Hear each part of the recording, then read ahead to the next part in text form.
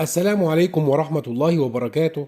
أسعد الله أوقاتكم دائما بكل الخير. هنتكلم في فيديو النهاردة عن وصفة القرنفل مع الليمون والعسل.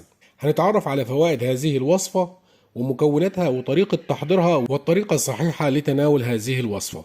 من فوائد الليمون مع القرنفل إنه بيساعد على تنقية الجسم من السموم، بالإضافة إلى تقوية جهاز المناعة، حيث يتميز القرنفل بخصائصه المضادة للبكتيريا والفيروسات، وإضافة الليمون إليه بيكسبه نسبة عالية من فيتامين سي، وبالتالي يساعد على تقوية الجهاز المناعي وتعزيز قدرة الجسم على مكافحة العدوى.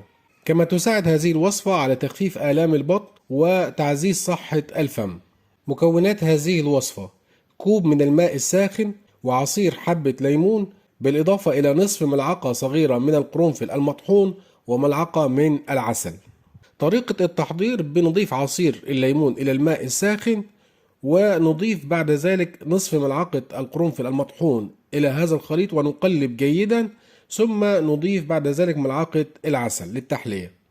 ويتم تناول هذا المشروب مرة واحدة يوميا بعد الأكل لمدة 3 أيام إلى 5 أيام.